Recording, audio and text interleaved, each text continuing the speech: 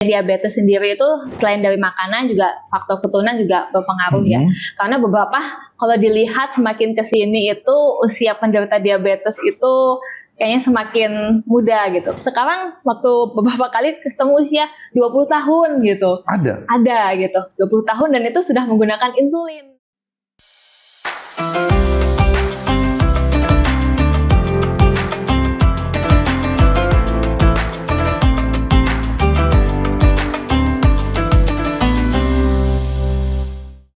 Halo, Assalamualaikum Sobat MMH. Bagaimana kabar Anda?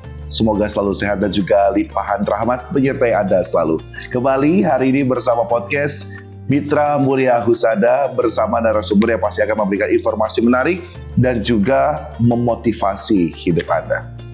Masih di bulan Ramadan mulia kali ini, kita akan membahas seputaran hal yang sangat penting. Siapa yang di sini hobi minum manis? Anda? Hati-hati, karena bisa jadi dampaknya tidak Anda rasakan sekarang, tapi di tahun-tahun berikutnya. Saya sudah bersama Dr. Vira di sini yang akan membahas bahaya minuman botol kemasan. Assalamualaikum Dr. Vira. Waalaikumsalam. Bagaimana kabarnya dokter? Alhamdulillah sehat Mas. Bagaimana pasien di Ramadan ini? Ramai? Lumayan sih, maksudnya nggak selamai, memang mungkin nggak terlalu ramai dibandingkan saat sebelum bulan puasa ya. Mungkin menjaga pola makan. Oke, sedikit berpengaruh berarti ya. Dokter Vira, tadi saya sedikit membahas juga kepada Sobat MMH yang ada di rumah tentang minuman botol kemasan. Apalagi kalau bicara tentang puasa, panas, dahaga kita jaga. Dan juga pasti godaan-godaan lainnya membuat kita lebih mudah tergoda ketika yang namanya saat buka, pengen minuman dingin manis. Nah benar kan ya. Dan mungkin mohon maaf bagi yang non-muslim juga, di cuaca yang pancaroba seperti ini, panas pengennya aduh langsung minuman dingin yang ada di minimarket langsung diminum aja. Apa yang ada di pikiran dokter kalau kita bicara tentang minuman botol praktis, instan, dan manis? Ya kalau misalkan minuman instan botol gitu kayak sebenarnya banyak ya kayak di dijual di minimarket seperti itu, kayak bisa minuman yang soda atau misalkan golongan kayak teh ataupun misalkan sari buah seperti itu.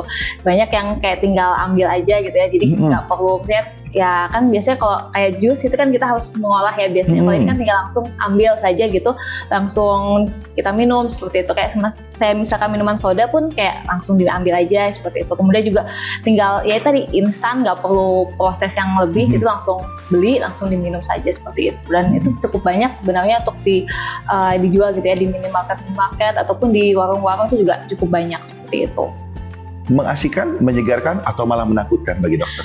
Mungkin waktu kesan awalnya gitu ya, kayaknya ya tadi kayak kata masnya mungkin ketika awal minum panas-panas ya gitu, minum yang dingin, manis itu kayaknya enak gitu ya. Tapi mungkin memang untuk jangka panjangnya itu ya kalau dilakukan terus-menerus gitu, tidak ada batasan, itu mungkin bisa berpengaruh nanti untuk kedepannya, seperti itu. Bisa berpengaruh untuk kedepannya, kesehatannya.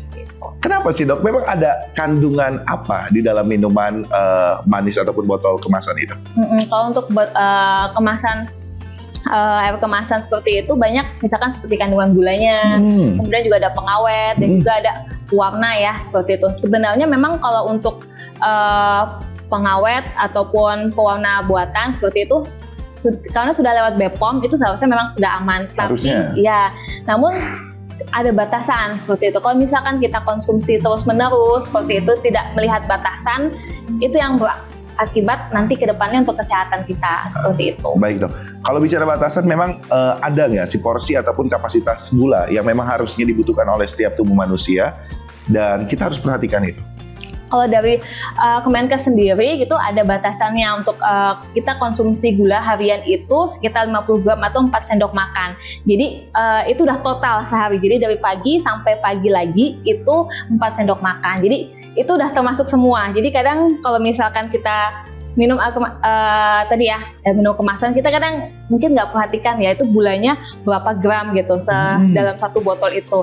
Mungkin satu botol itu sudah mencakup buat kita satu hari seperti itu. Sedangkan seperti nasi itu kan juga ada gula, terus sayur, buah-buahan itu juga ada gulanya seperti itu. Karena gula alami kan juga tetap ada ya di makanan kita. Tapi kadang kalau misalkan kita tidak perhatikan di kemasan yang air kita minum itu mungkin sudah sudah melebihi seperti itu. Jadi ketika kita terus-terusan minum itu setiap hari seperti itu, tidak melihat batasan-batasannya seperti apa, ya itu tadi bisa berdampak nantinya mempengaruhi kesehatan kita. Mempengaruhi kesehatan gula berlebih.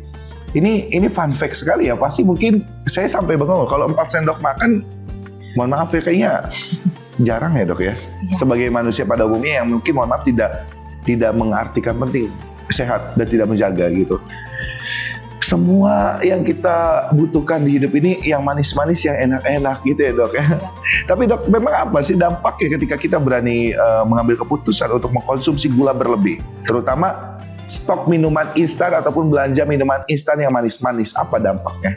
Ya yang paling ini ya, paling dekat itu tadi bisa paling dekat dengan seharian kita, paling sering kita temui itu tadi pasien-pasien diabetes. Diabetes? Gitu. Ya, obesitas, kemudian diabetes, itu kan yang mempengaruhi, yang diakibatkan tadi karena konsumsi gula yang berlebihan. Ketika konsumsi gula yang berlebihan, otomatis karena dalam tubuh kita kan ada insulin ya, itu nanti akan diproduksi terus menerus supaya ya gulanya dalam tubuh itu sudah berlebihan gitu. Ketika itu terus-terusan dikonsumsi lama-lama kan si sel pankreas kita yang menghasilkan insulin juga akan jenuh lama-lama seperti itu.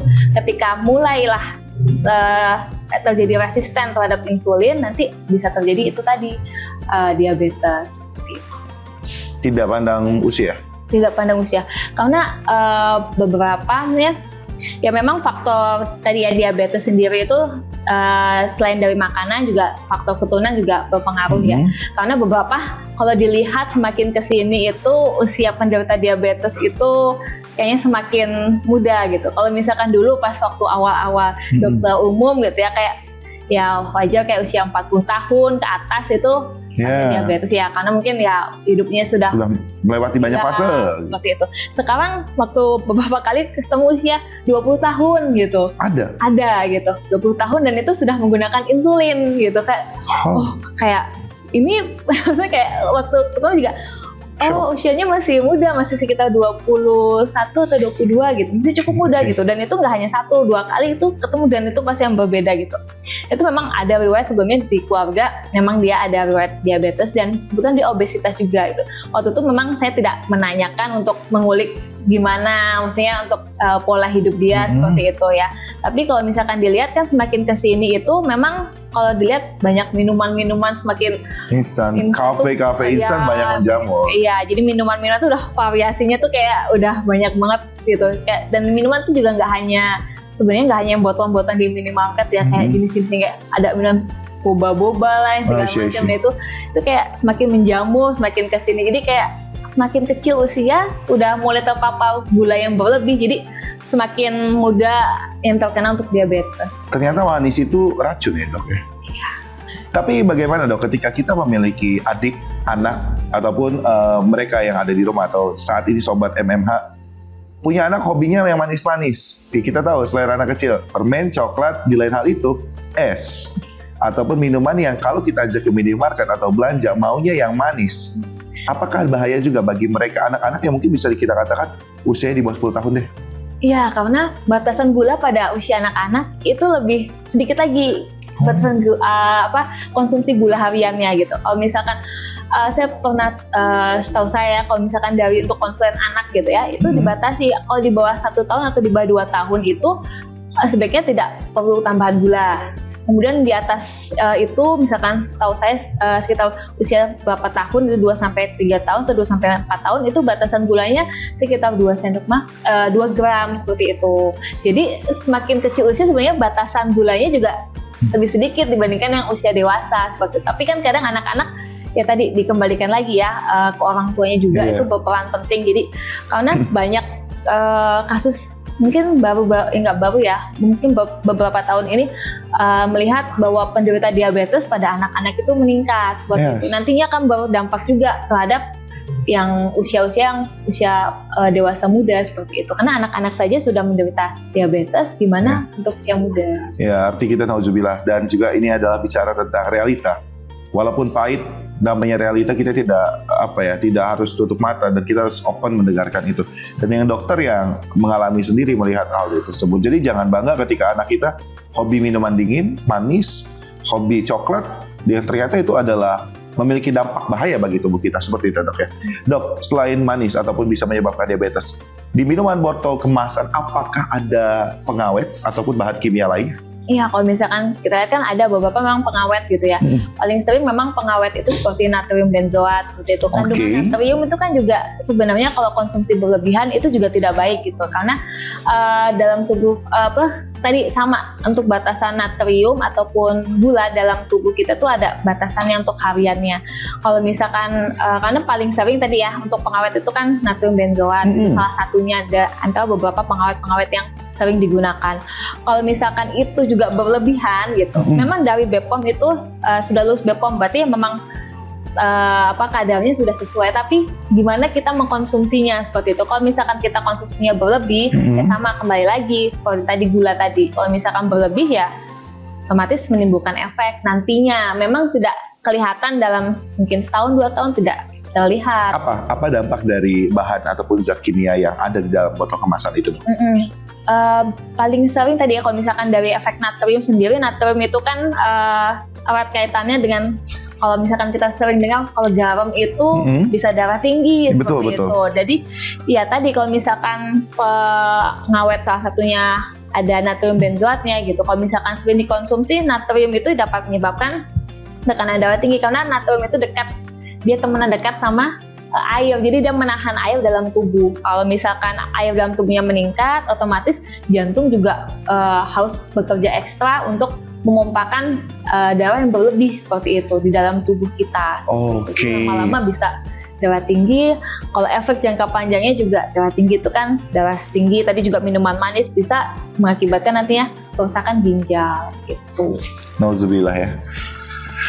Dan dokter, ini banyak sekali yang bisa saya dapatkan. Tapi kalau kita sedikit korelasikan dengan bulan Ramadan saat itu, saya juga penasaran dok. Orang buka puasa hobinya juga manis-manis seperti yang saya sampaikan di awal. Tapi apakah ada dampak dok atau apa yang terjadi pada tubuh kita ketika buka puasa nggak nyari makanan berat, nggak nyari gorengan, tapi yang dicari sop buah atau es teler. Nah langsung tuh apa dok? Ya memang tadi ya kalau misalkan ketika buka puasa pasti pengennya yang manis. Betul. Ya. Tapi kalau misalkan tadi berlebihan lagi gitu, memang untuk efek saat itu sih mungkin nggak terlalu terasa untuk efeknya. Tapi nanti kalau misalkan terus-terusan minum misalkan dalam sebulan aja kalau misalkan kita buka puasa gitu minum sop buah, es teler tiap hari, pasti berat badan paling nggak akan naik gitu kan. Tuh, itu kan akan menyebabkan bisa obesitas. Kalau misalkan terus-terusan bisa menyebabkan obesitas, peningkatan berat badan yang berlebih seperti itu. Ketika itu terus-terusan berlangsung ya tadi efeknya resistensi insulin meningkat, kemudian juga sindrom metabolik seperti itu yang nanti akibatnya ya tadi diabetes dan penyakit gagal ginjal selanjutnya seperti itu. Tapi dok, kita bisa nggak sih mengidentifikasi ketika kita memiliki gula darah ataupun gula yang berlebihan di dalam tubuh kita? Apakah terlihat dari wajah yang raut wajah ataupun kulit yang semakin gelap atau apapun itu? Kalau pada pasien-pasien yang awal-awal penderita diabetes itu yang sering mungkin nggak ada keluhan karena mungkin masih kompensasi tubuhnya masih bagus. Tapi kalau misalkan terus-terusan kayak kadang kita suka tanyakan, ibu atau bapak ada sering buang air kecil tidak? Seperti itu. Misalkan karena logikanya kalau misalkan kita buat minuman manis pasti harus ditambah air supaya menetralkan seperti itu dan harus dibuang gulanya supaya tidak terlalu manis. Sama tubuh juga seperti itu karena ketika gula berlebih dia usahanya akan dibuang lewat urin seperti lewat air seni dan salah satunya juga banyak minum karena terlalu manis dalam tubuh kita. Jadi efeknya akan sering minum, kemudian sering buang air kecil seperti itu.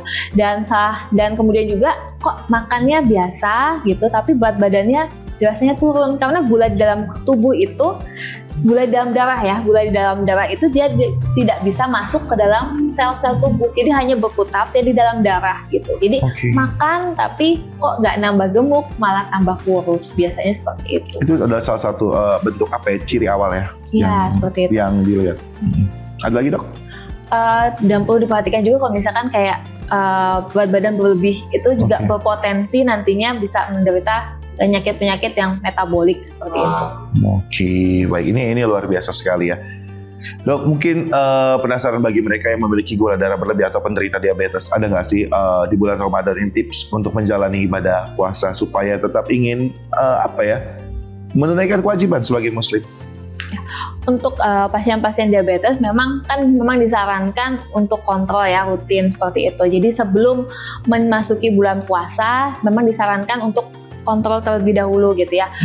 Datang kontrol ke dokternya, kemudian dilihat gimana gula darahnya. Sebenarnya tidak semua pasien diabetes itu diperbolehkan puasa, namun kan karena masyarakat kita itu kayak pengen puasa karena kapan lagi bisa bertemu bulan Ramadan seperti itu. Jadi sebenarnya ketika gula darahnya itu tidak stabil, misalnya tidak terkontrol, itu sebenarnya tidak disarankan untuk berpuasa. Kemudian juga untuk pasien-pasien yang diabetes, ketika mengkonsumsi obat diabetes ataupun mendapat insulin, itu nanti akan ada perubahan penggunaan, karena ketika puasa dia tidak 3 kali sehari gitu, atau biasanya kan siang mungkin dia minum obat atau siang mungkin dia suntik insulin. Nah ketika berpuasa dia hanya 2 kali, sahur dan berbuka gitu.